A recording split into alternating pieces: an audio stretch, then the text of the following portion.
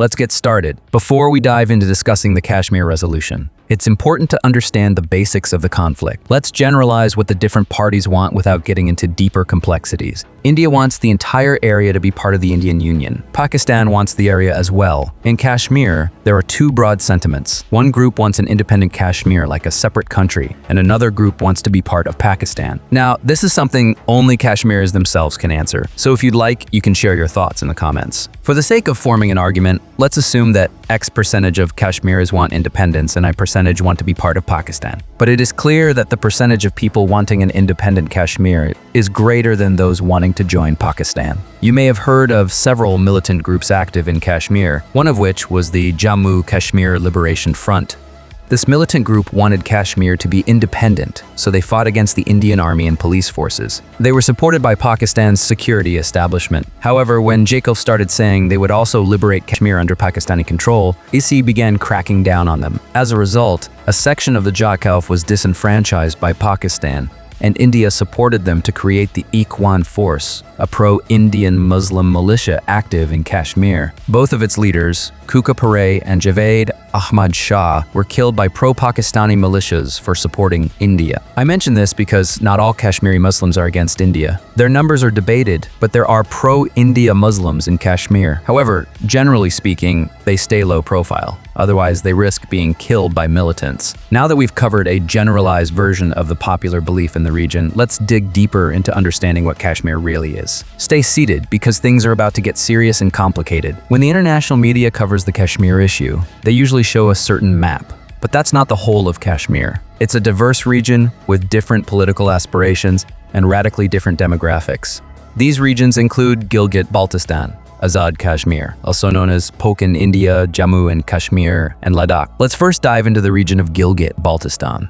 Around 1.5 million people live here, almost all of them Muslims. The demographic breakdown is as follows. 39.85% are Shia Muslims, 30.5% are Sunnis, and roughly 24% are Ismailis. Other smaller sects are present as well. Historically, the Shia population was much larger, estimated at around 80% in 1948. However, following the abrogation of the state subject rule in 1974, there's been a significant decline in the Shia population due to the influx of Sunni migrants from other regions of Pakistan. This demographic shift has led to increased sectarian tensions and violence, especially since the 1980s. The region is also linguistically diverse. The eastern areas share linguistic similarities with Ladakh and Tibet, while the northern areas have similarities with Pashto, the most spoken language in Afghanistan. Next is Azad Kashmir, or Pak as it's known in India. The population is about 4 million, with 97% being Muslims. Even though the region has Kashmir in its name, the majority of the people are not ethnic Kashmiris, but are actually more closely associated with the Jammu region, both linguistically and culturally. Now comes the part that might surprise or shock you,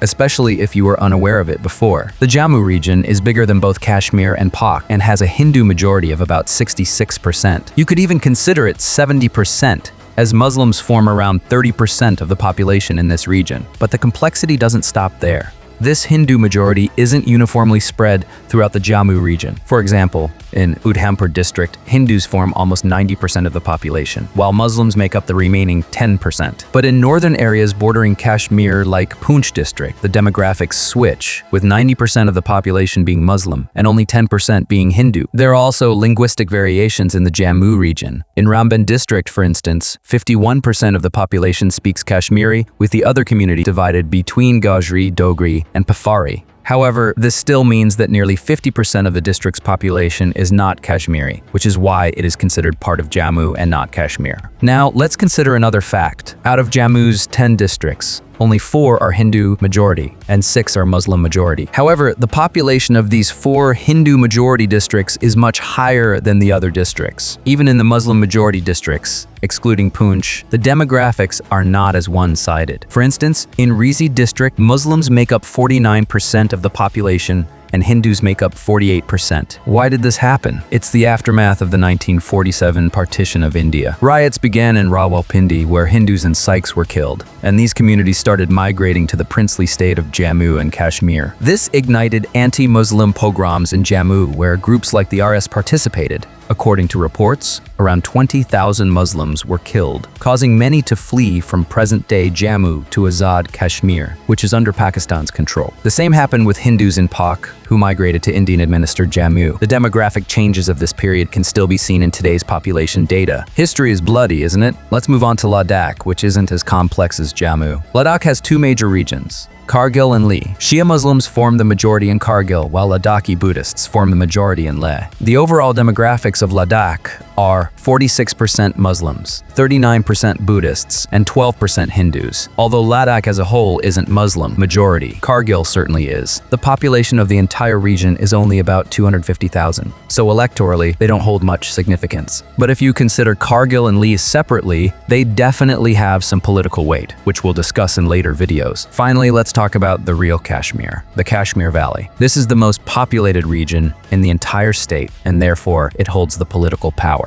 Almost the entire population is Kashmiri speaking and Muslim, about 98% with little variation across districts. To give you a better understanding of the population distribution, here's a rough breakdown. Kashmir Valley holds about 40% of the population, Jammu about 31.3%, Azad Kashmir 23.7%, Gilgit-Baltistan 8.7%, and Ladakh, as I mentioned earlier, is insignificant with only 1.6% of the total population. India hasn't had a census since 2021, so this data may not be 100% accurate, but it helps to visualize the population shares. That's all for this video. All the information I've mentioned will be linked in a document, available in the video's description. This is just the first video of the series, so feel free to suggest any changes you'd like to see in future episodes. If you found this video informative, please give it a like. It really helps the channel and motivates me. This first video was an attempt to understand the region's demands and complexities from a broader perspective. In the next video, we'll dive into the history of the region to understand the conflict from a historical point of view.